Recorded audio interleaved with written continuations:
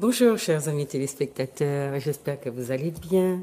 Je vous renouvelle mes vœux de bonne année dans le cadre du calendrier grégorien, puisque je vous l'ai déjà dit, tout le monde ne vit pas au même rythme. Il y en a qui sont à 6 000, d'autres à 5 000. Et ici, on en est à 2 000.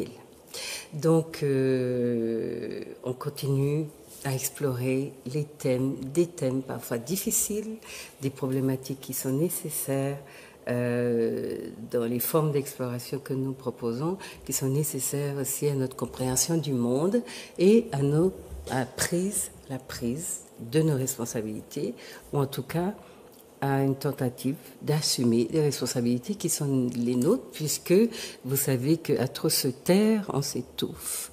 Aujourd'hui, j'ai le très grand plaisir de recevoir deux personnalités qui vont nous aider à débattre du thème du génocide, qui est un petit peu, un peu contesté en tant que concept qui définirait ou dirait un peu où nous en sommes dans nos réalités quotidiennes ou dans notre vie de citoyens du début du XXIe siècle.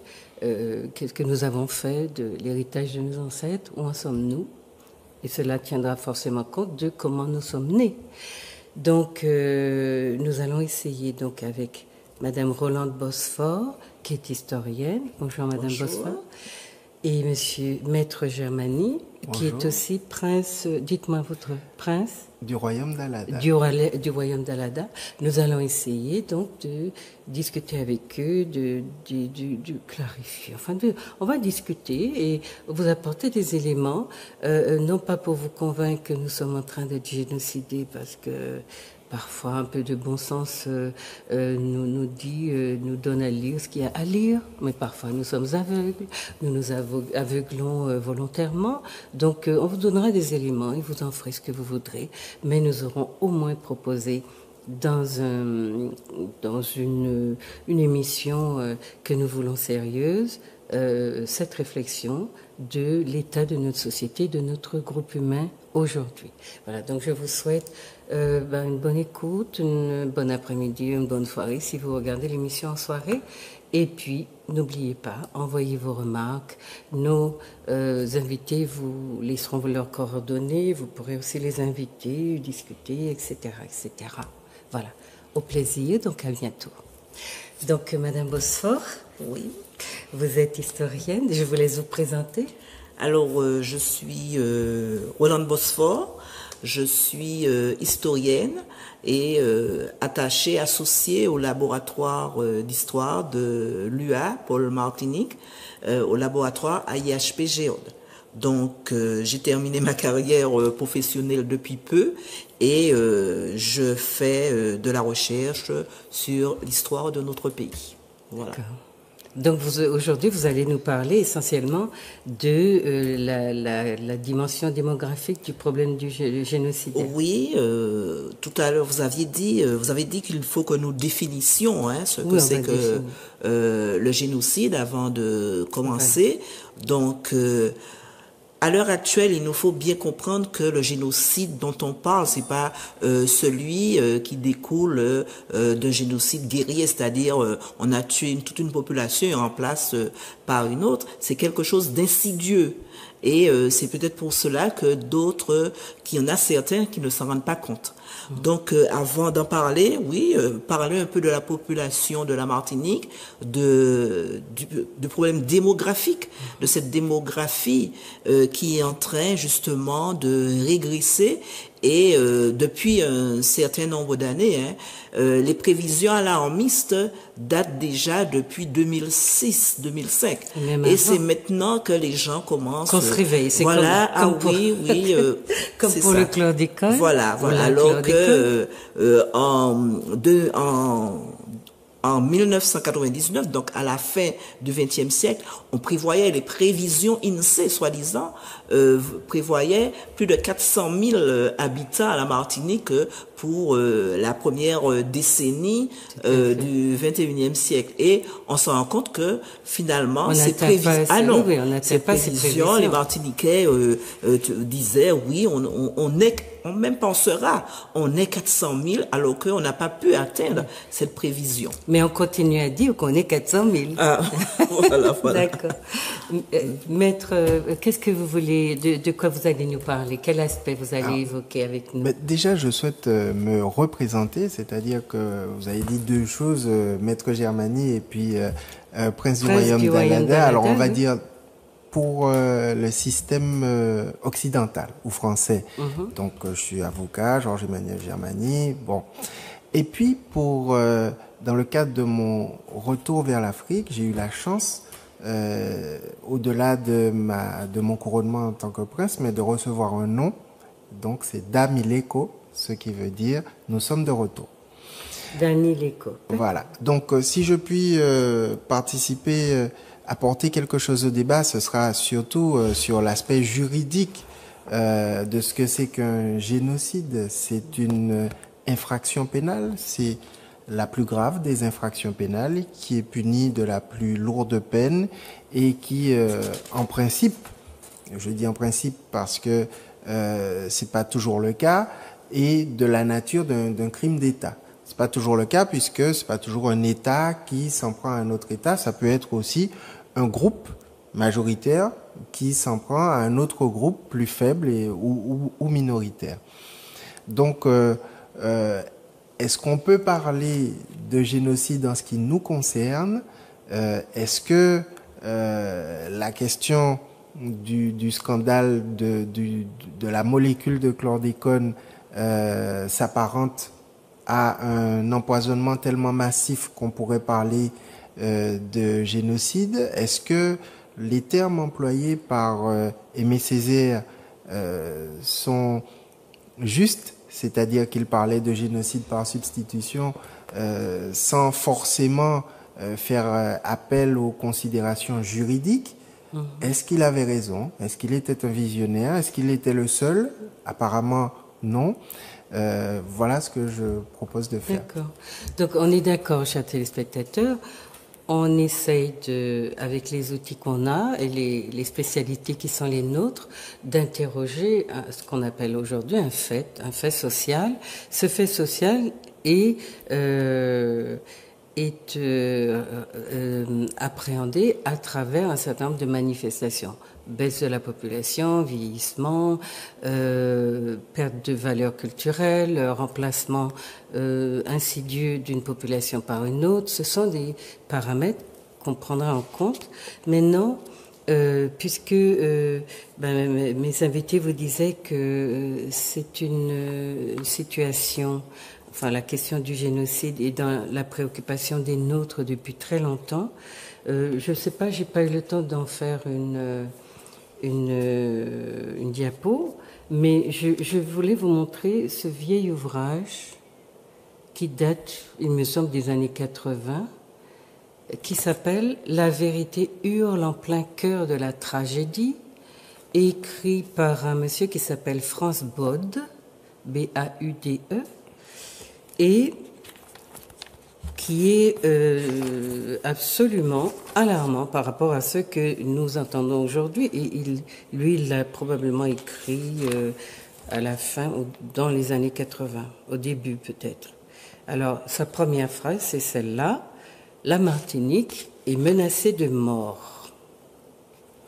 La thèse que j'ai le devoir impérieux d'exposer sincèrement et crûment dans ce livre constitue un message solennel et un cri déchirant vers tous les Martiniquais menacés de disparition prochaine si l'action gouvernementale se poursuit de la même manière avec ses aspects essentiellement négatifs, conduisant dramatiquement à une inquiétante, aliénante et exterminante finalité. Les Martiniquais ont pénétré complètement dans l'impasse qui les a menés au bord du gouffre mortel qui les guette sournoisement. Il n'y a plus que 2 solutions à envisager rapidement: glisser finalement et définitivement au fond de ce gouffre, ou alors se ressaisir dans un sursaut énergique et courageux pour tourner le dos au danger et avancer bravement dans le sentier de leur propre histoire qu'ils pourront enfin forger pour récupérer impérativement leur vraie identité. C'est une question de vie ou de mort, car c'est une question d'être ou de ne pas être. Voilà. Donc, il y a beaucoup d'autres choses dans sa préface qui sont encore plus alarmantes au niveau dans la formulation, mais aussi de l'avenir sombre qu'il prévoit concernant le groupe humain que nous formons. Alors, est-ce que c'est parce que Aimé Césaire l'avait dit un peu avant lui? Est-ce qu'il y avait des signaux qui faisaient que voilà, il fallait dire très vite ces choses-là, ou le ressenti était quelqu'un peut-être de particulièrement sensible à l'évolution de sa société? En tout cas, il fait un état des lieux à travers tous les secteurs de l'économie. Et il va toucher également au social, à la société et à la culture. Et dans chaque chapitre, chacun de ces chapitres, il expose en quoi, effectivement, notre manière d'évoluer, de gérer nos vies et l'économie qui est censée être la nôtre, a des répercussions sur nos chances de durer ou alors de disparaître. Alors ce sont des mots très forts qui font peur, d'autant que le texte est assez ancien. Et quand Césaire l'avait dit, donc on l'avait situé dans un contexte particulier, et on avait pensé peut-être qu'il était dans une forme d'exagération. Je ne sais pas. Donc aujourd'hui, est-ce qu'on peut considérer que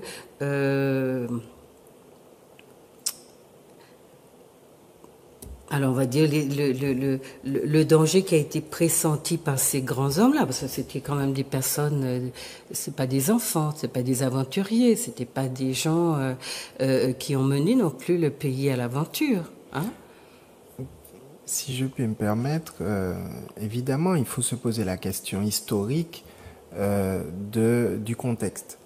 Cependant, Césaire n'était pas seulement martiniquais, c'était un personnage mondial et qui, à l'époque de la décolonisation, sortait de peuples qui avaient subi parfois, c'est le cas du Brésil, c'est le cas de Cuba, etc., c'est-à-dire des endroits où il y avait eu l'esclavage et où, quand au sortir de l'esclavage, les Africains noirs étaient plus nombreux, les Blancs se sont dit, il faut qu'on fasse venir des Blancs, il faut qu'on blanchisse la population. Et aujourd'hui, même si j'ai une certaine affection pour Cuba, mais il faut le dire aussi, Cuba comme le Brésil, ce sont des pays qui ont subi cette volonté de remplacement de la population. Et puis, en sortant du contexte historique esclavagiste, il y a également d'autres peuples qui ont subi cette volonté de remplacement. Les Indiens d'Amérique, aujourd'hui, c'est les vrais Américains, et pourtant, ils ont été complètement remplacés par ceux qui aujourd'hui se prétendent Américains. Il y a les Aborigènes. Aujourd'hui, c'est pas des Australiens, c'est pas des Néo-Zélandais. C'est les peuples de côté. Des animaux de siècle. Donc, un peu partout. Alors, c'est vrai que ça donne quelque part un certain sentiment, en gros, qu'on s'en prend aux Blancs ou qu'on les pointe du doigt. C'est vrai que quand on regarde l'histoire des dépeuplements et des remplacements de population, à chaque fois, comme par hasard, ça fait penser à l'ouvrage de Rosa Amalia Plumel-Uribe, La férocité blanche. À chaque fois, on se rend compte que les Blancs arrivent quelque part, ils tuent les gens qui sont là, ou quand ils sont là, ils essayent de les faire mourir, ils les remplacent. Ils ne composent pas avec eux. Ils les remplacent et ils se font appeler du nom du peuple qui était là, ou quand ils n'ont pas rebaptisé carrément le peuple. notre débat est d'autant plus dangereux que d'écrire cela, c'est tout de suite se faire accuser d'ethnocentrisme, d'afrocentrisme. On a du mal finalement à faire parler les chiffres et à dire, bon, il y avait des peuples là, ils ont été exterminés. On ne sait même pas combien ils étaient. Ici, il y a un peuple martiniquais qui a perdu, c'est vrai, en quelques années, entre 10 et 15 000 de ses membres, qui va vieillir, donc qui va mourir. Est-ce que ça s'apparente à un génocide par substitution quand, parallèlement, on a tous les éléments d'un ciblage ethnique? Quand j'étais à l'armée, je me souviens d'ailleurs que j'avais rempli un formulaire où il y avait une ligne origine ethnique. Et quand j'avais posé la question, qu'est-ce que je mets là, origine ethnique, j'étais tout de suite classé parmi les objecteurs de conscience. Et donc, le scandale chlordécone, c'est la preuve quand même, quelque part, qu'on a décidé de ne pas traiter de la même façon un scandale sanitaire. Alors, quand on dit scandale sanitaire, en fait, c'est pas ça. C'est des gens qui meurent ou des gens qui sont malades. Voilà. On a décidé de ne rien faire, et je dis bien, je prends mes responsabilités. L'État français a décidé de laisser mourir pendant de nombreuses années des populations lorsque tous les indicateurs permettaient de dire qu'il y a un risque de danger pour la vie, parce qu'à un moment, il y a toujours des scientifiques pour dire on n'est pas sûr. Pour le chlordécone, on a très vite été sûr, et quand on a été sûr, on a ciblé, on a limité. Quand 3-4 tonnes de patates douces chlordéconées sont arrivées en France, à Dunkerque, on a dit stop, on ne veut pas de ça, donc on les a détruites. Par contre, dans le même temps, il ne se passait rien en Martinique, en Guadeloupe, dans les populations ciblées. Ce ciblage crée une nouvelle qualification pour les crimes contre l'humanité. Avant, le crime contre l'humanité, on peut supposer un génocide, on tue des gens en masse. Là, ce serait un nouveau génocide par non-assistance à un peuple qu'on a fait mourir, c'est-à-dire qu'on empoisonne. Cette notion a du mal à s'imposer, cette qualification a du mal à s'imposer parce que on va trouver des gens pour nous dire oui, mais bon, en Martinique il y a des blancs, donc c'est pas un crime contre les nègres. Ensuite, on va nous dire il n'y a pas une volonté, puisque la non-assistance c'est ne rien faire. Or, il n'y a pas une volonté de faire, donc de tuer. Donc laisser mourir, ce n'est pas tuer. C'est subtil, d'accord. Ensuite, on va nous dire que il n'y a pas de plan concerté.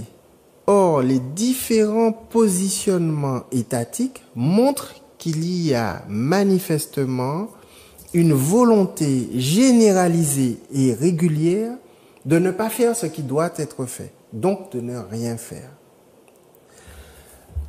J'ai l'expérience de dossiers qu'on enterre et de dossiers qu'on n'enterre pas. Lactalis en France, c'est le dernier scandale.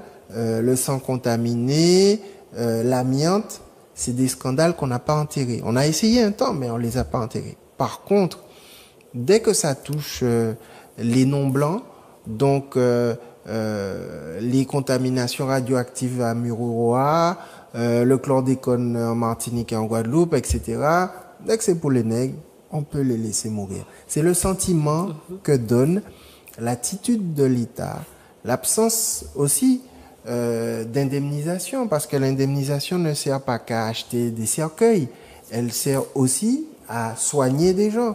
Et aujourd'hui, on ne fait ni l'un ni l'autre. Les gens meurent ou tombent malades, eh ben, c'est pour leur poche.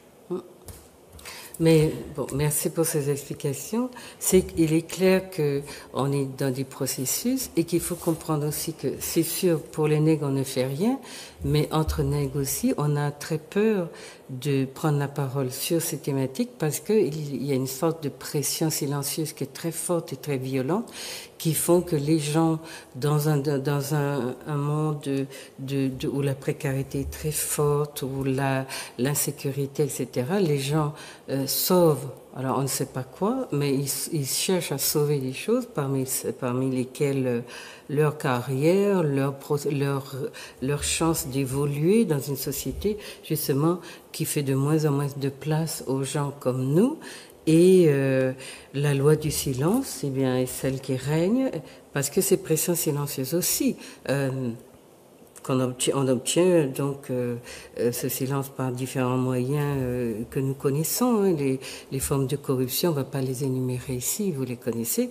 Et donc, il y a une sorte de complicité aussi de notre élite qui fait que c'est vrai qu'elle ne fait pas de pression contre le gouvernement là où on l'a placée pour qu'elle soit justement le défenseur ou la défenseur de nos droits et de nos vies en quelque sorte.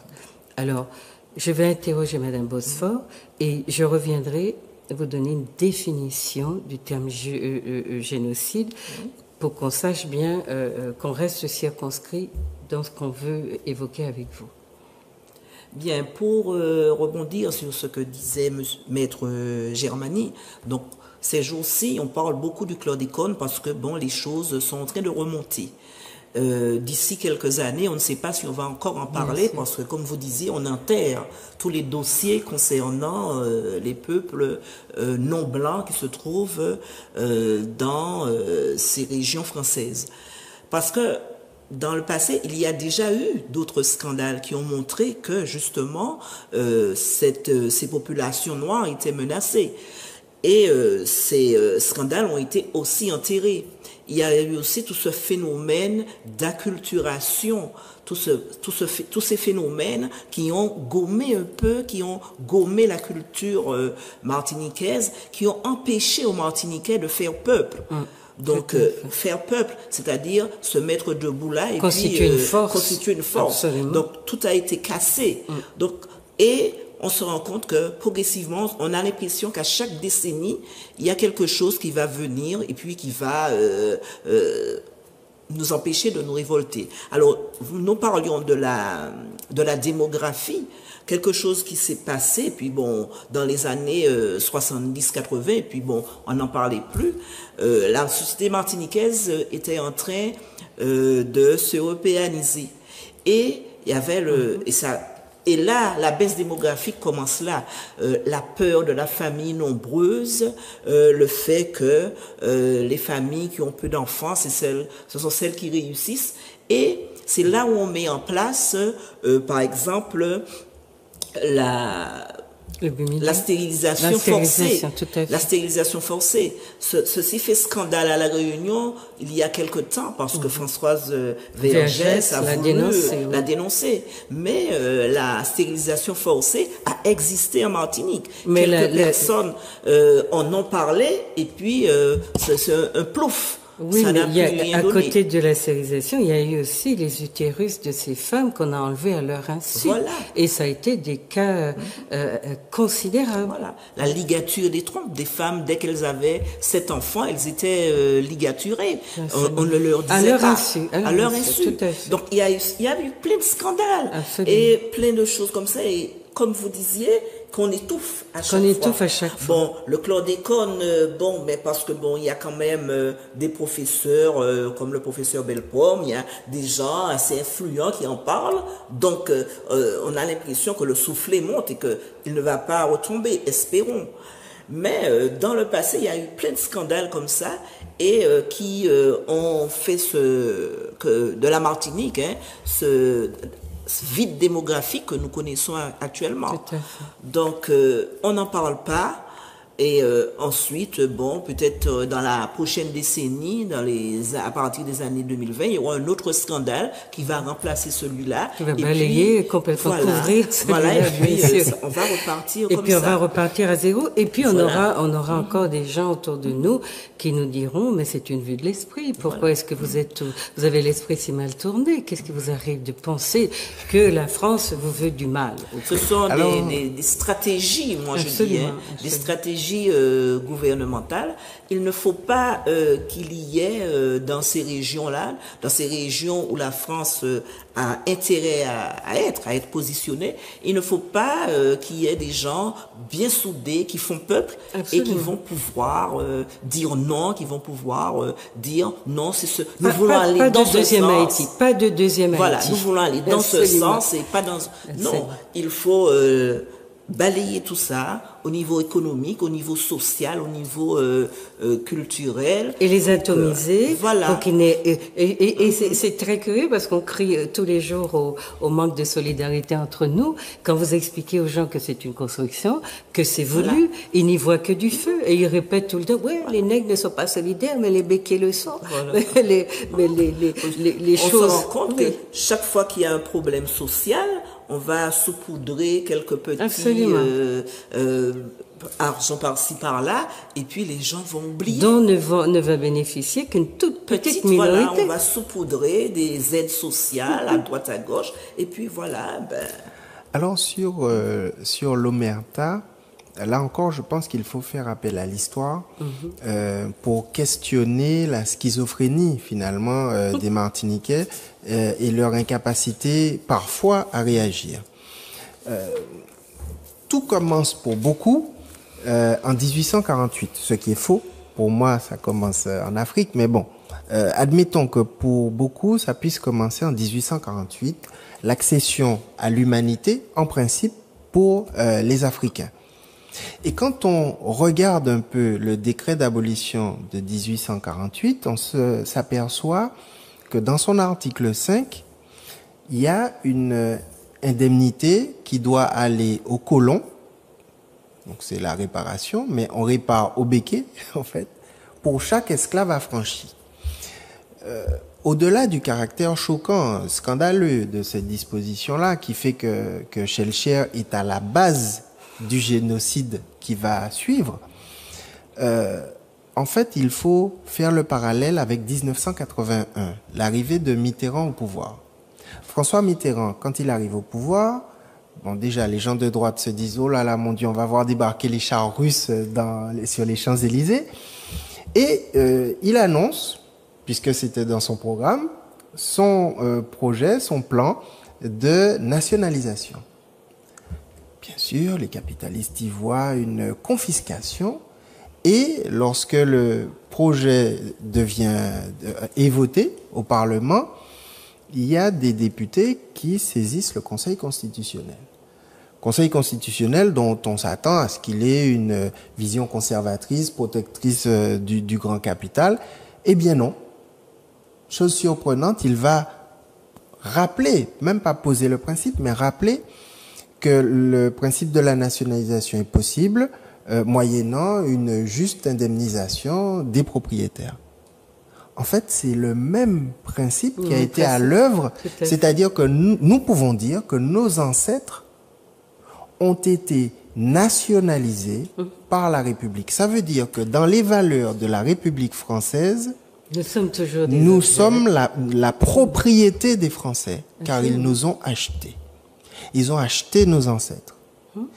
Et ce faisant, ce fameux article 5 du décret d'abolition du 27 avril 1848 entérine que dans les valeurs de la République, nous ne sommes toujours pas des êtres humains, puisque nous avons été achetés et qu'on ne peut pas acheter un être humain. Et que le Code noir n'est toujours pas abrogé. Et donc, ça explique pourquoi, au sortir de cette abolition, il y a une omerta. On ne doit pas parler du passé.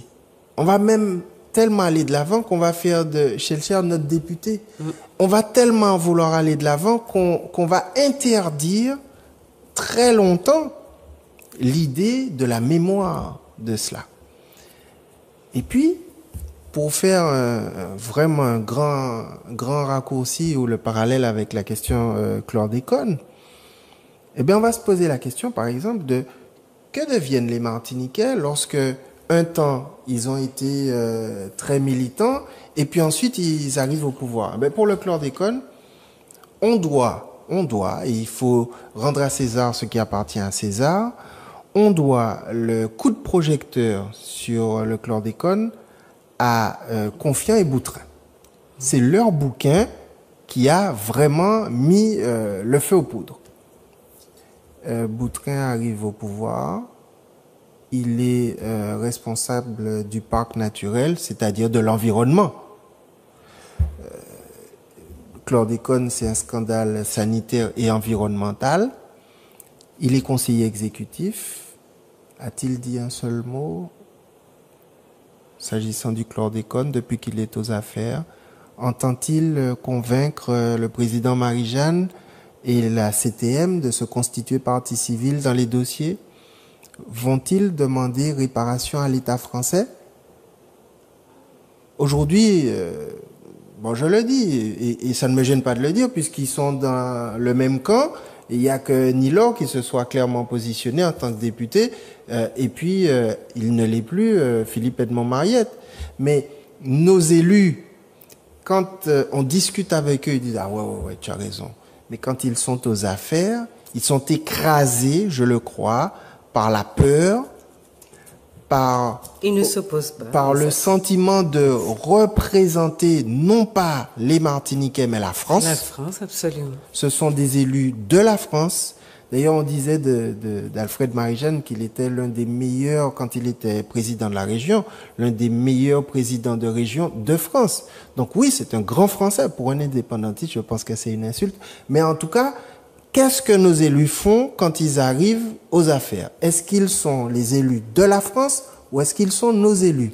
Derrière, il ne faut pas attendre du petit peuple, de la Martinique d'en bas, qu'elle soit plus royaliste que le roi. Si les gens qui ont des responsabilités du pouvoir qu'on leur a confié par le vote n'en font rien, aujourd'hui, un Martiniquais ne peut pas descendre dans la rue pour décider que la CTM va se constituer partie civile dans le dossier du chlordécone, ou que la CTM va demander à l'État français réparation pour nous tous, des expertises, par exemple, sur la prostate, sur le cancer du sein, gratuites, généralisées pour tout le monde, ciblées sur les ouvriers agricoles, etc.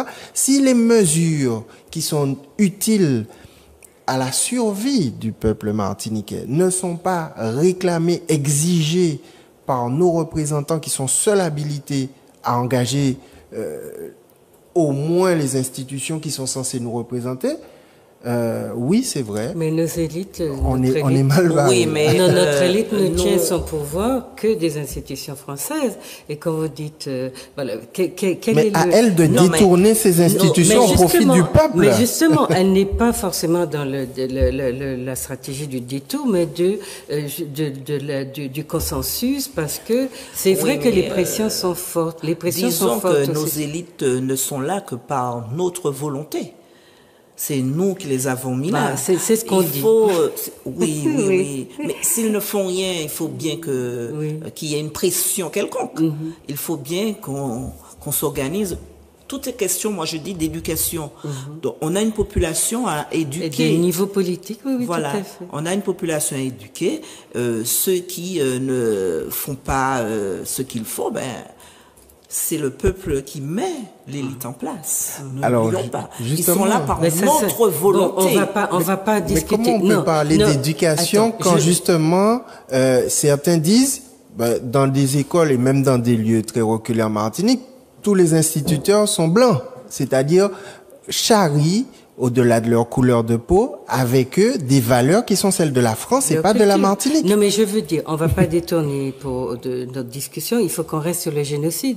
Mais quand on parle d'institutions, je crois que c'est l'un des traits de culture qui nous manque le plus, c'est-à-dire que sur lesquels nous avons le moins produit de réflexion. Une institution, celle qui représente un pays, qui l'institue en tant qu'entité autonome, qui a des responsabilités, etc., est d'abord là pour répondre aux besoins, aux orientations d'un pays, d'une civilisation, d'une culture, tout ce que vous voulez. Nous avons la naïveté de quoi? Que nous pourrons gérer une destinée martiniquaise dans le cadre des institutions françaises. Ça, c'est une erreur. Mais sociologiquement, ce genre de réflexion n'a jamais été mené à la Martinique. Donc, quand les gens prennent le pouvoir, ils s'imaginent que les institutions qui sont en place sont là pour les défendre. Et nous rendons compte. Ça ne veut pas dire qu'il n'y a pas possibilité de détourner, mais ça demande à notre élite politique et intellectuelle de faire deux choses de plus que ce que font les députés normaux, enfin entre guillemets, qui auraient à défendre leur peuple. Donc, je voudrais qu'on laisse cette part de ce débat parce que je pense qu'un jour, dans une raison pratique, on va le poser, on va poser ce problème parce que nous arrivons à nos limites en matière de tolérance de situations dans lesquelles nous assistons véritablement à notre disparition et à des dangers ou à des non-défenses de nos intérêts. Vous faites le tour de la Martinique aujourd'hui, je suis désolée, vous vous demandez où sont les Martiniquais. En dehors d'une politique de tourisme à tout va qu'on développe, les gens qui arrivent à la Martinique ne sont pas nécessairement les touristes qu'on croit qu'ils sont. Ce sont des gens qui s'installent, qui voient qu'il y a beaucoup de place à prendre, et surtout dans le comment on va dire ça, le processus d'assimilation qui n'a pas cessé. Eh bien, tout ce qui peut se faire ailleurs, puisque le cadre est franco-français, peut s'importer à la Martinique, et les gens développent, proposent, font. Et donc les Martiniquais, on les voit. Enfin, moi, je suis tout à fait atterrée. Je me demande tous les jours où sont les Martiniquais, en dehors d'être enfermés dans leur voiture et de poireauter des heures dans les embouteillages, d'être dans des bureaux à occuper des postes de sous-fifre, pardon, même pour ceux qui ont des titres très ronflants. Je veux dire, que faisons-nous? Donc la question c'est, à quel moment un peuple, en dehors des stratégies que Madame Bosphore a soulignées, qui sont très importantes, tout est fait pour exploser l'idée de solidarité et l'idée qu'on forme un peuple et qu'on a à s'occuper véritablement de la destinée de son peuple. Mais il y a véritablement une sorte d'inconscience incompréhensible qui fait que ce que dit Monsieur Bod, qu'on est au bord du gouffre et on trouve encore de la ressource pour dire non. Le gouffre n'est pas là, on ferme les yeux et on s'imagine effectivement que de manière tout à fait virtuelle, on va réussir à écarter le danger qu'il représente si on fait un pas de plus. Donc il nous faut comprendre pourquoi, au-delà de toutes les stratégies qui ont été mises en place, pourquoi tous les peuples ont ce réflexe de se protéger, de se préserver, de se sauver. Et pourquoi nous ne l'avons pas? Qu'est-ce qu'on a je ne sais pas. Qu'est-ce qu'on a pas de moins, qu'est-ce qu'on a gommé en nous qui a fait que l'instinct de survie, c'est ce terme que je cherchais, qui est absolument celui qui permet à une entité, quelle qu'elle soit, groupale ou individuelle, de se sauver de tous les dangers. Eh bien, on dirait que on nous l'a enlevé. Alors, je ne sais pas par quels moyens, mais nous sommes effectivement une population qui prend beaucoup de risques et qui va jusqu'au bord du gouffre avant de se rebeller. Et souvent, il est trop tard. Donc, nous l'avons vu. Nous sommes à un stade de vieillissement qui est l'antichambre de la disparition. Mais comme je dis, pas de la disparition de la société, du groupe humain que nous formons. La société, elle est déjà entre les mains d'autres gens. Donc, elle ne nous appartiendra plus. Parce que nous ne serons plus là si le danger contre lequel on essaye de nous prémunir est vraiment traité, pris en charge. Mais autrement, bon, Madame Bosson, vous vouliez dire. Alors, vous parliez de danger, mais ce qu'il y a, chaque fois qu'on a essayé de bouger, chaque fois que cette jeunesse, que ce peuple a essayé de s'organiser, de bouger, il faut voir la répression qu'il y avait en face. Bon, il y a décembre 59, bon, il y a l'OJAM, il y a 61, on lamentait. Chaque fois que cette population a essayé de bouger pour essayer de faire peuple, il y a dans chez les mêmes Martiniquais, il y en a ceux qui ont dit oh non, on va justement au gouffre. Ils ont cru que c'était ça le gouffre, hein. Et ceux qui ont essayé de bouger, de faire bouger les choses, il y a eu une répression très dure, très féroce. Et aujourd'hui, ils sont très diabolisés. Donc, l'instinct de survie, notre instinct de survie a été, comment on va dire ça, gommé, limé. Et puis, il y a toute cette acculturation, toute cette culture française, européenne, dont on est inondé. On est inondé, qui nous recouvre. Je ne sais pas si vous voyez, je fais un peu le parallèle avec un arbre puis sur lequel on met des lianes. Cet arbre ne respire plus. Il faut vraiment des forces extraordinaires. L'assimilation, c'est ça. Hein? Voilà, il faut des forces extraordinaires pour sortir de cette gangue. Si on ne fait pas ça, Alors, moi, je ne dirais pas qu'en fait, c'est une disparition de l'instinct de survie. Je dirais au contraire que c'est la manifestation de l'instinct de survie. De quoi? C'est-à-dire que, sans faire le parallèle avec le viol, mais en même temps en le faisant, le crime contre l'humanité subi par nos ancêtres et que nous subissons encore selon les généticiens qui nous ont expliqué que l'environnement modifie l'ADN, pas la structure, mais la séquence ADN, et que ça se transmet de génération en génération. Donc nous, ici autour de cette table, nous ne sommes pas descendants de victimes seulement, nous sommes aussi victimes. Bon. Et que les crimes contre l'humanité tels que l'esclavage et la traite s'accompagnaient très fréquemment de viols. L'une des portes de sortie de la souffrance et de la folie pour les victimes, c'est une fausse porte, c'est le refoulement. Je pense que plutôt que de dire qu'il n'y a pas d'instinct de survie, au contraire, la manifestation de l'instinct de survie, c'est le refoulement, c'est-à-dire ne pas vouloir ressentir la douleur, ne pas vouloir reconnaître même qu'on est victime. S'aveugler complètement. Je crois que notre peuple est dans ce degré de souffrance-là, parce que la souffrance est telle qu'il faut non seulement contester son existence, mais contester même le crime. C'est pour ça aussi que chez les Juifs, il y avait des Juifs qui, au sortir des camps, ne voulaient pas entendre parler de la Shoah. C'était les premiers négationnistes, entre guillemets. C'est-à-dire que la première personne qui nie le crime, c'est la victime elle-même. C'est l'un des éléments qui permet de voir qu'il y a un crime. Une des manifestations paradoxales des violences que subissent certains peuples. Et donc notre peuple qui a été victime et qui est toujours victime, se dit, dois-je accepter ce que un journaliste et homme politique bien connu de Martinique appelait la caldochisation, c'est-à-dire est-ce qu'on doit accepter d'être minoritaire ici? Est-ce qu'on doit se résigner à disparaître et que, comme en Kanaki, que les Kanaks soient minoritaires en Kanaki? Bon, est-ce que cette question se pose en ces termes alors que sur le plan, certes institutionnel, mais le Martiniquais n'existe pas. Dans la Constitution française, on parle de population d'outre-mer, on ne parle pas de peuple, donc on n'existe pas en tant que peuple.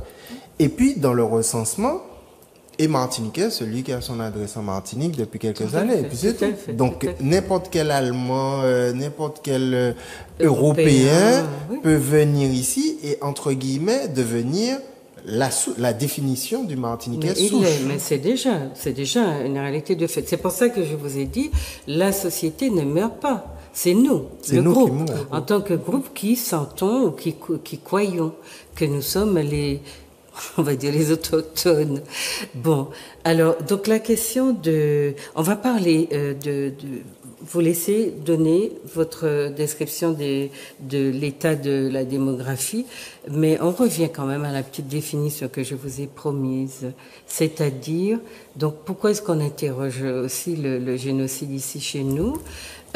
Parce que sociologiquement, on peut en extraire ce qu'on appelle des régularités. Donc, il y a un certain nombre de traits qu'on va voir se répéter et qui vous montrent qu'il y a à l'œuvre une sorte de dynamique qui, si elle n'est pas arrêtée, va atteindre son objectif, c'est-à-dire la disparition du groupe visé, du groupe cible. Donc c'est pour cela qu'aujourd'hui nous avons décidé de nous prendre comme groupe cible et de regarder ce qui peut nous arriver. Donc la définition qui est donnée du génocide, je vous la lis: destruction systématique, indiscriminée de tout ou partie d'une population, planifiée par des dirigeants de la population dominante sur la seule base qu'elle appartient à un groupe particulier. Qualification du génocide: il y a génocide lorsqu'il y a mort d'hommes, directement ou indirectement, des lésions corporelles graves, imposition de conditions destructrices, assimilation, empêcher les naissances intentionnellement, stérilisation, tout cela dans la perspective de dépouiller ce groupe de ses ressources et de son territoire. Dès le début du procès de la colonisation, l'on a assisté à des génocides généralement perpétrés par le Nord contre le Sud. La question démographique est donc au cœur des problématiques liées au génocide. À toutes les époques, la question démographique s'est posée. Empêcher les peuples dominés de se reproduire. Vous avez vu, tout ce qui se fait actuellement contre l'Afrique est d'abord centré sur la démographie africaine. Vous voyez, on propose aux jeunes filles de ne pas faire d'enfants, on leur propose des moyens de contraception, on va appliquer le planning familial aussi drastique qu'on a appliqué chez nous, qui a fait qu'en 2 temps 3 mouvements, nos femmes sont passées de 10 à 1 enfant. Et aujourd'hui, ironie du sort, nous faisons moins d'enfants que la France, qui vient d'avoir 68 millions d'habitants, qui a vécu entre-temps 3 baby-boom, alors que nous faisions nos papy-boom et nos mammy-boom. Alors, nous sommes département français, on se demande pourquoi la France favorise la natalité chez les Français et pas chez nous. Et à ce moment-là, on est dans des questions véritablement politiques. Et peut-être que le fait que nous ne soyons pas maîtres de notre destinée explique que les autres décident combien d'enfants nous avons à avoir, combien d'enfants nous n'avons pas à mettre au monde et à quel vieillissement et disparition nous sommes exposés. Bon. Donc à toutes les époques, on a eu ce phénomène. Madame Bosfort va aborder cette question-là en utilisant donc les concepts de pouvoir, ou lorsque on a justement la capacité de le freiner par un certain nombre de mesures, mais cela demande de disposer d'un pouvoir. Donc la qualification de crime contre l'humanité, dont a parlé Maître Germany, procède de l'effectivité de persécution politique, raciale ou religieuse, et ou extermination, et ou meurtre, et ou torture, et ou viol, qui autorise de parler de génocide. D'accord? Donc, il y a l'aspect juridique, je vais revenir tout à l'heure, mais il faut que vous sachiez que le génocide est pluridimensionnel, il peut être ethnique, racial, parce qu'en anthropologie, on distingue les deux, ethnique, racial, ou ethnoculturel, si vous voulez, racial. Et donc, Maître Germany vous a mentionné le fait que à Cuba et au Brésil, les politiques de blanchissement ont été forcenées, mais pas que. Vous l'avez au Pérou, vous l'avez en Amérique du Nord, lorsque les Africains, les esclavagés d'Amérique du Nord, qui avaient droit à 16% à des terres de 16 acres, je crois, de terre, pour après l'esclavage, s'installer et avoir une petite ressource pour démarrer, on les a empêchés d'avoir accès à cette ressource, donc qui était la terre même, et on a fait mener des politiques, comme au Brésil aussi et ailleurs, des politiques de blanchissement. Donc on a donné ces terres pour empêcher que les Noirs n'aient du bien et ne se développent. Malgré cela, les Afro-Américains ne s'en sont pas trop mal sortis, même si c'est dramatique encore. Mais les stratégies de blanchissement, si vous connaissez votre histoire, et il n'y a pas besoin d'être un grand grec ou d'un grand égyptien pour cela, vous allez voir que les traces de ces génocides, de ces politiques favorisant délibérément les Blancs contre les Noirs, sont dans toutes les pages, nos pages d'histoire. Alors, est-ce que nous allons continuer à faire à écouter ceux qui nous disent que la couleur n'existe pas, à écouter ceux qui nous disent qu'il faut supprimer le terme de race dans la Constitution pour que les situations exterminatrices soient exterminées elles-mêmes. Est-ce que nous allons continuer à écouter ceux qui ont intérêt à nous raconter, à nous faire prendre de l'eau moussage pour l'être, ou est-ce que nous, dans les cales de nos têtes, serons assez vigilants et soucieux de reconquérir notre autonomie de pensée pour dire que il y a des choses qu'on nous dit qui relèvent de la démagogie pure, qui font gagner du temps aux dominants et qui font perdre leur vie ou leur existence propre, même le sens de leur existence, à ceux qui sont visés, c'est-à-dire ce qu'on appelle les groupes cibles.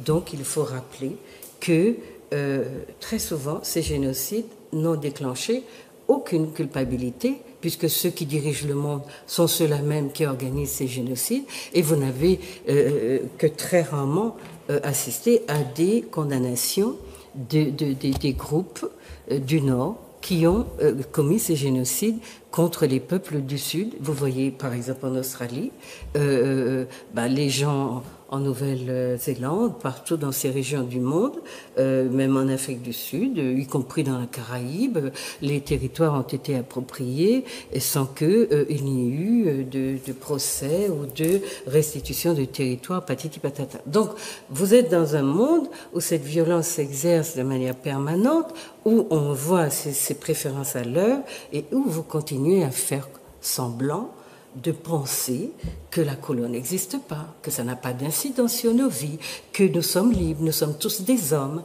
C'est vrai, mais rappelons-nous ce que disait Michel Legrand dans sa chanson. Si tous les hommes sont égaux, certains sont plus égaux que d'autres, et ces plus égaux que d'autres-là se sont donné le droit de diriger, de régir la vie de ceux qui sont les groupes cibles. Donc voilà, ici, nous nous positionnons un petit peu comme des lanceurs d'alerte. Donc vous écoutez, réfléchissez et prenez vos responsabilités parce que vous avez des enfants, vous avez une descendance, vous avez des ancêtres qui vous ont légué ce petit territoire-là. C'est vrai qu'on n'a pas réussi à faire que les institutions par lesquelles il est régi soient les nôtres. Mais enfin, voilà. Il y a toujours une possibilité de dire, là, maintenant, on est allé beaucoup trop loin, on va s'arrêter et on va prendre ses responsabilités en sachant que ça ne sera pas un combat de tout repos. Voilà. Donc, on va écouter Mme Bosco. Oui, alors, vous disiez que la démographie est pratiquement au centre du phénomène de génocide, et c'est vrai. Alors, quand, au sortir de la guerre, dans les années 50, la population de la Martinique commence à augmenter, les femmes ont beaucoup d'enfants, la natalité, le solde entre natalité et mortalité, c'est un solde qui est positif puisque la mortalité diminue. On commence à avoir les premiers vaccins, donc la population augmente dans cette décennie des années 50. Et puis, tout de suite, à la fin des années, même au début des années 60, entre 1960 et 1965, on a l'impression qu'il y a une espèce de peur, une espèce de peur gouvernementale, et c'est là qu'on va voir arriver beaucoup de, de fausses idées, comme je le disais tout à l'heure, l'idée de la famille nombreuse dans laquelle les enfants ne vont pas réussir, toutes ces idées-là dans la famille nombreuse, les enfants empêchent la femme de s'émanciper, les enfants qui vont travailler dans les petites bandes, donc convaincre les familles qu'il fallait faire de moins en moins d'enfants.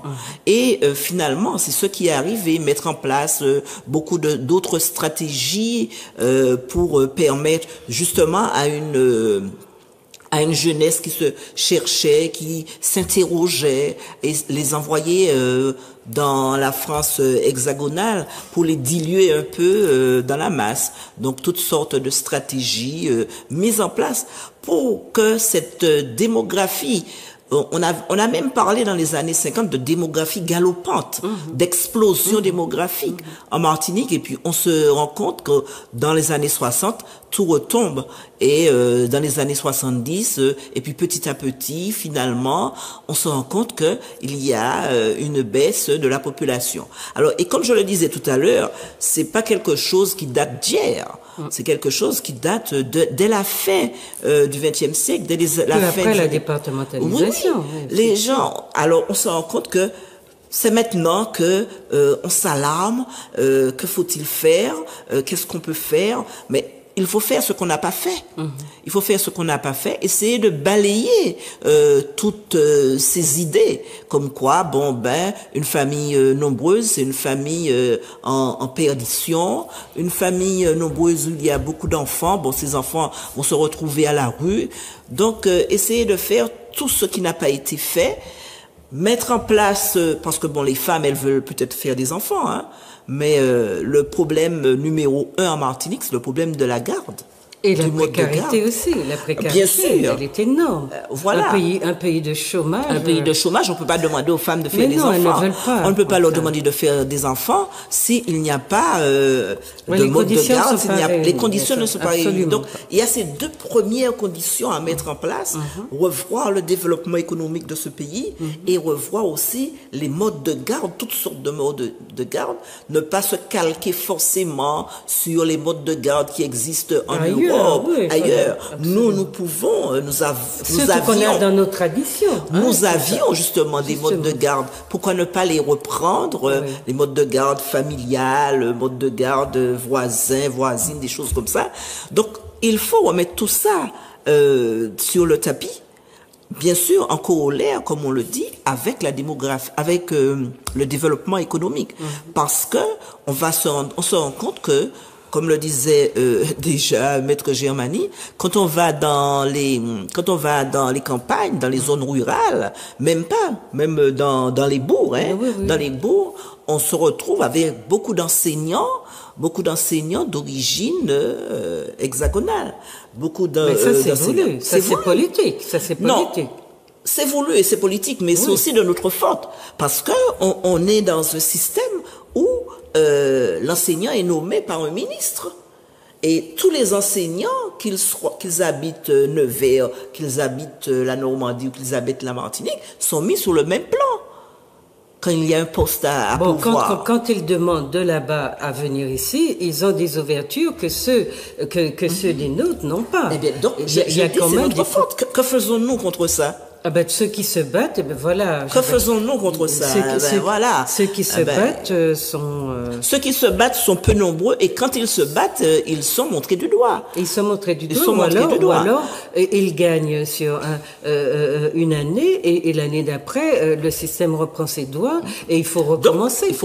Donc il faut jamais baisser sa garde. Il faut jamais baisser la garde, mais le système a le don de vous la faire baisser parce que il s'agit de vous faire croire que, voilà, on vous apaise un instant et on vous aveugle et nous sommes tout prêts à penser que, après tout, vivre, c'est pas se battre tous les jours. Mais que disent ceux qui ne veulent pas se battre? Ah oui, vous avez passé un concours national. Voilà. Nous sommes dans un système national. Tout le monde doit être mis sur le même plan. Et c'est pour ça que l'on se retrouve justement avec tous les postes, les cadres, les postes de cadres sont occupés par les Français blancs. Voilà, parce que c'est ce qui se dit. On met tout le monde en concurrence. Il faut mettre tout le monde en concurrence. C'est le fameux chantage. Alors, je ne sais pas si tout le monde est en concurrence, parce que, notamment pour les postes de garde, j'ai l'impression que ce sont des décisions qui se prennent en haut lieu et de manière tout à fait unilatérale. Et comme ça n'est pas un hasard, justement, en sociologie, on cherche des régularités. Si vous faites le tour des possessions françaises dans le Pacifique, dans l'Atlantique et dans l'océan Indien, vous avez la même configuration. En sociologie, ça signifie que ça n'est pas le fait du hasard, mais d'une organisation, d'une politique délibérée. On peut appeler ça le plan concerté qui correspond à l'élément juridique. Qui constitue le crime contre l'humanité. Et qui constitue le fait qu'il y a bien un choix racial qui est fait à la base de ça. Et les personnes qui sont issues de ces régions-là sont reléguées à des postes subalternes, ou alors quand elles osent mettre le doigt sur un problème et qu'elles ont par hasard atterri à un poste à responsabilité, on l'a vu aux marins, elles sont virées et leur carrière est terminée. Donc tout cet effort pour se hisser, comme ils disent, au plus haut niveau, et à la première petite bavure dans la vue du système, eh bien, être éjecté, et puis se voir fini de cette façon aussi violente, c'est inciter tous ceux qui ont de l'ambition, parce que nous sommes parmi les êtres humains investis aussi des préoccupations qui sont celles-là, eh bien, beaucoup de gens décident de mettre l'ambition au-dessus de tout, de la dignité, de la morale, de la carrière. Alors on ne sait pas à quoi mène la carrière, qui consiste parfois à aider à détruire son peuple. Donc il faut quand même réfléchir à nos postures. Mais on dirait que nous sommes aveuglés aussi sur le sens de ce que nous faisons. Il suffit de se dire, je veux réussir, je veux pouvoir afficher mon titre de président de ceci, porter et les attributs du pouvoir qui me sont ainsi conférés, plutôt que de me demander, mais au fond, dans quelle action là je suis en train d'être comment on dit ça, de me rendre complice, à quelle forme de situation qui n'est pas forcément propice à mon peuple. Mais comme j'ai pas de peuple, puisque je suis un atome libre, puisqu'on a fait ce qu'il fallait pour que je croie que je n'existe que par moi-même, mais pas que j'existe sans la grande France. Donc, si j'ai à me rattacher et à me soucier de la vie de quelqu'un, c'est pas de ces gens-là qui ne me sont rien, mais de ceux de la grande France. Et c'est bien cela que le système réussit de manière magistrale. Alors, il y a un discours négationniste qui est le discours dominant ici, en Martinique. Ce discours négationniste essaie de s'appuyer sur du bon sens. Exemple, pour ce qui est de l'esclavage et de la traite. Les béquets disent, les béquets d'aujourd'hui, disent, moi j'ai rien fait, je ne porte pas de culpabilité, c'est pas moi. Et on entend des nègres dire, mais c'est vrai, ils ont rien fait. Vivons ensemble dans cette république fraternelle et humaniste. À cela, je vais faire du droit pour leur répondre en leur expliquant, par des analogies faciles à comprendre, que pendant la Seconde Guerre mondiale, des Allemands, des nazis, ont confisqué des tableaux juifs, des biens juifs, ont déporté des juifs dans des trains et dans des camps de la mort comme dans des camps de travail similaires à nos habitations, ont exterminé soit directement, soit par le travail, des juifs. Pas que des juifs, mais des juifs. Si aujourd'hui, un héritier de ces nazis se trouve en possession d'un tableau ou qu'il a des parts dans les entreprises qui faisaient de la déportation comme la SNCF, ou qu'il est propriétaire de ses habitations comme travail, comme Dachau, Buchenwald, Mauthausen, Auschwitz, il se trouve aujourd'hui vivant en situation de recel de crimes contre l'humanité par la simple acceptation de son héritage. Ça veut dire quoi? Ça veut dire que tous les béquets qui habitent sur des habitations ou qui sont propriétaires de ces terres qui sont gorgées du sang de nos ancêtres sont en situation de culpabilité vis-à-vis de l'infraction de recel de crimes contre l'humanité. Voilà. Voilà qui répond déjà au discours ambiant qui consiste à dire il faut arrêter avec ça, il n'y a plus que tous les coupables sont morts. Eh bien non, tous les coupables naissent tous les jours. Dès qu'un propriétaire Qu'il n'a pas renoncé d'habitation au bien du fait crime. un enfant Oui. et que cet enfant hérite, Absolument. il le place en situation de devoir accepter l'héritage, donc accepter un bien qui est... Ou l'héritier renonce au bien. S'il Ça n'est renonce pas au été bien, fait. ça vient dans le domaine public et là, Absolument. il n'est pas en situation de recel. C'est ça. Mais si volontairement... Et d'ailleurs, il y a certains titres de propriété, puisque on sait que les actes qui sont chez les notaires sont des actes de succession. Eh bien, on a vu certains notaires afficher dans leur cabinet ou afficher ou publier des actes de propriété des béquets où on voyait tant de terre, tant de cochons, tant de veaux, tant de vaches, tant de moutons, tant de négrillons. et tant de négrillons, tant de négresses, tant de nègres. Sur le même acte. Absolument. Et ça prouve le lien qui existe entre la la possession des biens et propriété des hommes. des biens et la propriété des hommes.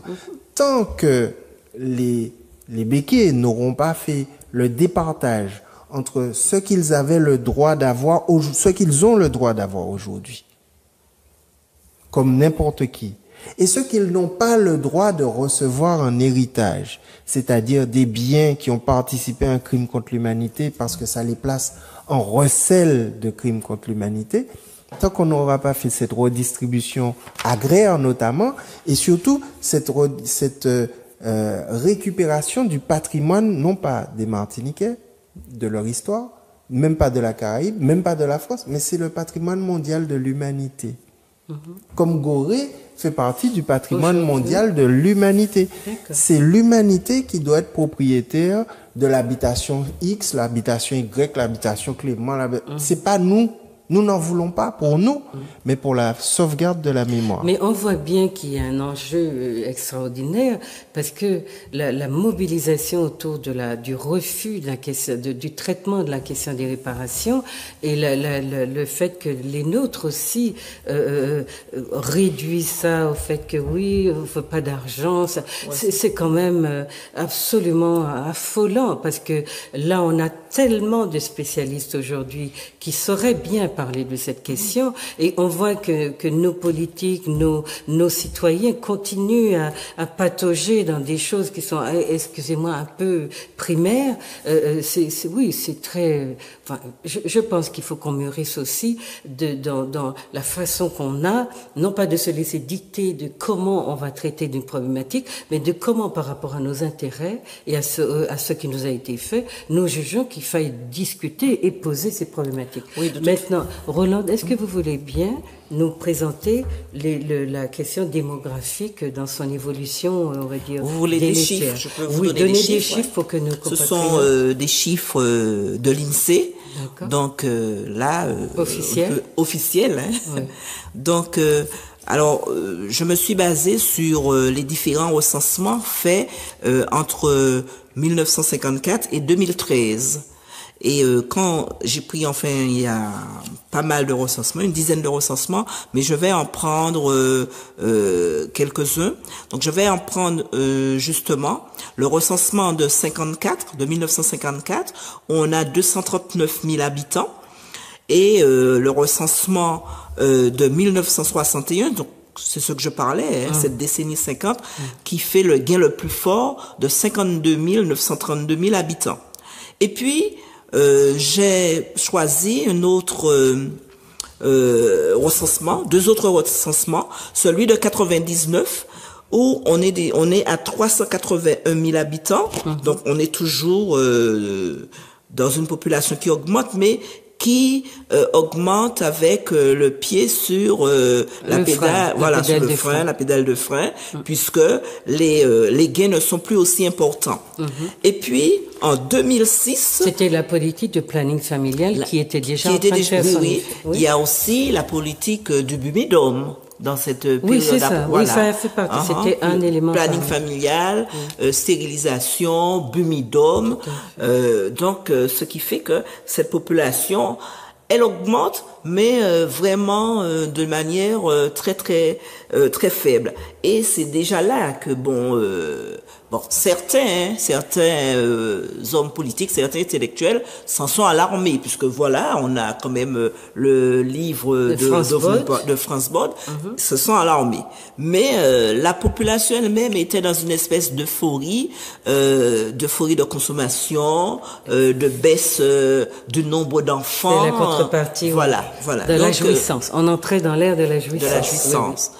En 2006, on est à 397 000 habitants, donc tout proche des 4 000, des 400 000, excusez-moi, tout proche des 400 000, dont toute la Martinique, on attend ces 400 000, mais vraiment avec impatience. Des projets sont faits, des projets qui ne verront jamais le jour pour ces habitants, des lycées qu'on va faire, etc.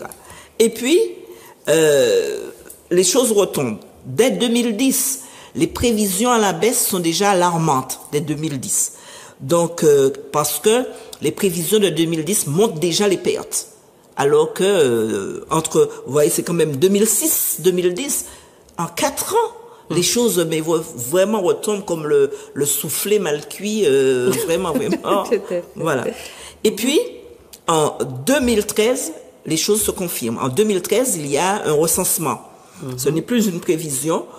On est à 385 000 habitants, moins qu'en 2006. Et vraiment, et depuis 2013, donc on perd 12 000 habitants, 12 187, entre 2006 et 2013, c'est-à-dire entre 2 recensements. Et il y a encore des prévisions. Et le prochain recensement, les chiffres du prochain recensement, puisque le recensement ne se fait plus comme avant, ne se fait plus sur une année, mais sur plusieurs années, on va dans les communes, etc.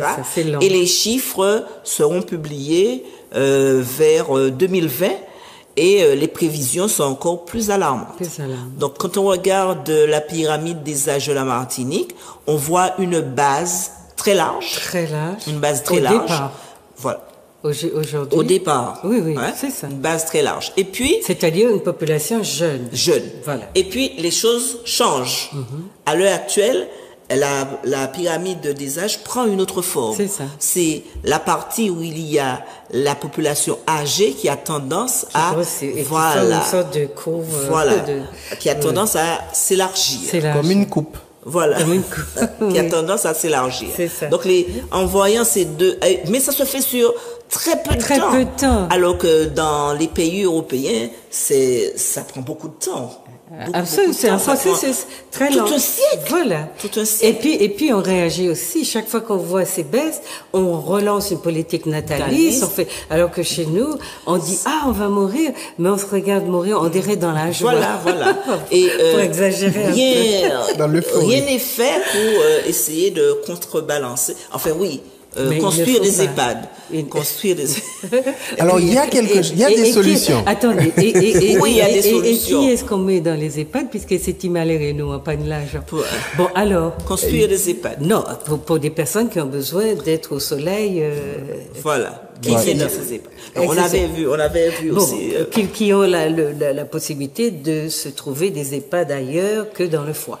Bon, alors, ce que je voulais dire, puisque on nous a signalé que l'émission doit se terminer, je voulais voir si on avait encore quelque chose sur le plan.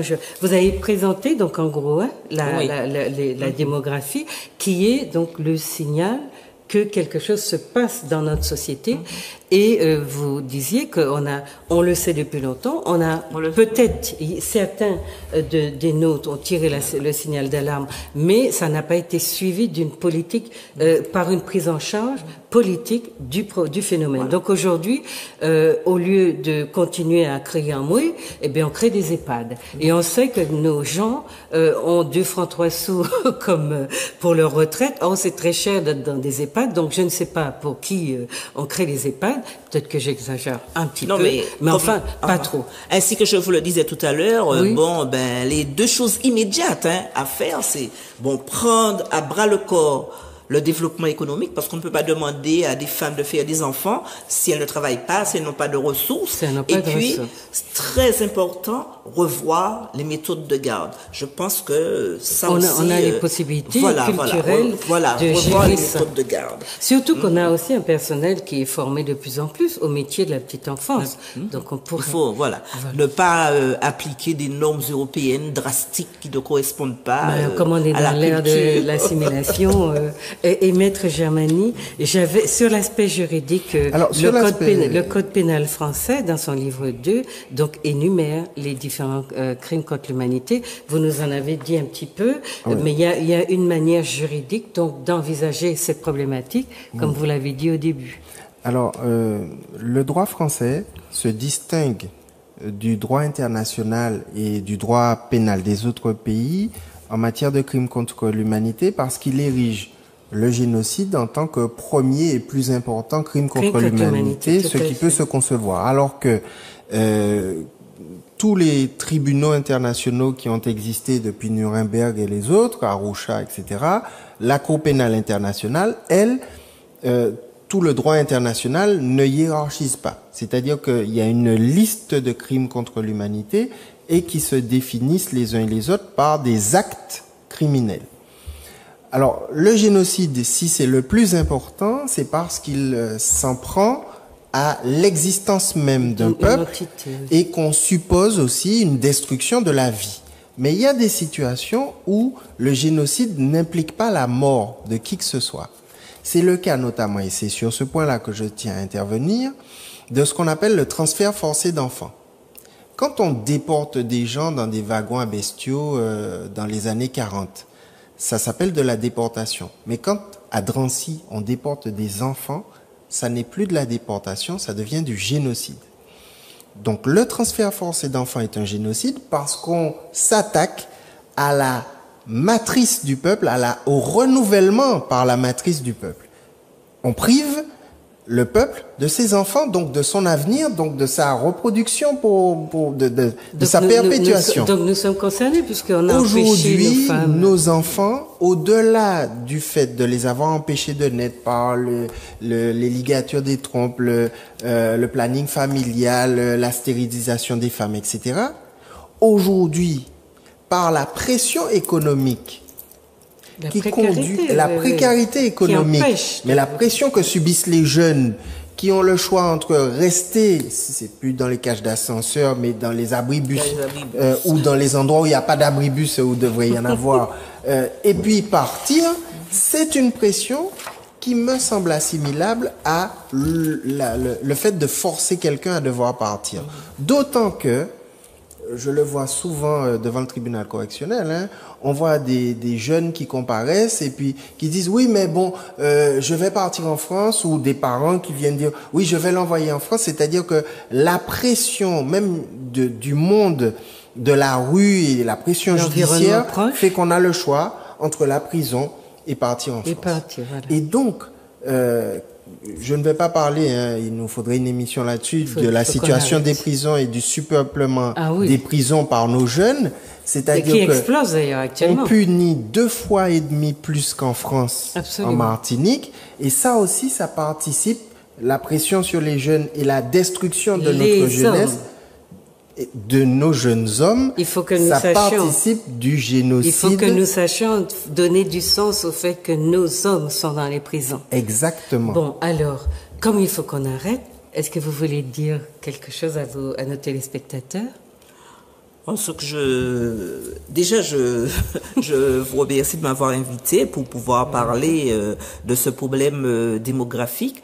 Donc, ce que je voudrais, c'est que les Martiniquais se rendent compte que on ne veut pas les forcer, enfin les Martiniquaises, on ne veut pas les forcer à faire des enfants, mais que les choses sont dramatiques. Ça passe par, la solution passe par elle. Un relance, ce sont les femmes, de la natalité. Voilà, la solution passe par elle. Je ne suis plus enseignante, mais j'ai vu les écoles se dépeupler. Absolument. J'ai vu les écoles se fermer. Et très souvent, l'État prend prétexte de ça pour pouvoir, alors qu'on aurait pu donner de meilleures conditions d'éducation, de meilleures conditions d'instruction aux jeunes qui restent. L'État prend prétexte de ça pour fermer des écoles et finalement beaucoup de jeunes professeurs, beaucoup de jeunes enseignants qui sont en France ne peuvent pas rentrer. C'est ça. Donc, et je le dis. Et puis les séquelles sont le décrochage scolaire, l'échec. Voilà. Donc il faut qu'on arrête ces vers et donc, Maître Germani. Si je peux faire très rapidement, je vois plusieurs solutions. La première, bien entendu, c'est le retour vers nos vraies valeurs, c'est-à-dire retrouver notre identité africaine. Une fois qu'on aura retrouvé notre identité africaine, on verra d'un autre œil nos frères de la Caraïbe et nos frères du continent, et on va tout faire pour avoir des relations avec eux, et en étant en contact avec des zones qui ont une démographie plus vivace, on va arriver à retrouver, à rajeunir notre population. Voilà. Et au lieu d'être des atomes libres, persuadés de leur autonomie, de leur capacité de seuls pouvoir régir leur petite vie, eh bien, vous aurez envie de groupe, vous aurez envie de vous transmettre, de perpétuer vos traditions et d'exister aussi sur le plan culturel et non pas devenir de pâles copies de cultures qui ne vous donnent pas ce qu'elles ont de meilleur en elles. Voilà, j'espère que nous avons posé quelques bases de réflexion, que vous ne trouverez pas nos discussions trop polémiques. Parce que souvent, ça aussi, c'est une manière de refuser de voir les problèmes. Et si vous avez envie de nous laisser des messages, de faire des remarques, alors je ne sais pas si vous voulez, vous avez des pages Facebook, hein, madame, si vous avez envie, en tout cas, appelez Zouk TV. Enfin, si, il y a la page Facebook contre génocide Peuple Martinique. Ah ben voilà, il y a une page Facebook contre génocide Peuple Martinique. Bonne soirée, bon après-midi et surtout, réfléchissez de la bonne façon aux solutions que nous sommes aujourd'hui les seuls à trouver à nos situations. Merci d'avoir été là. À bientôt. Au revoir. Au revoir.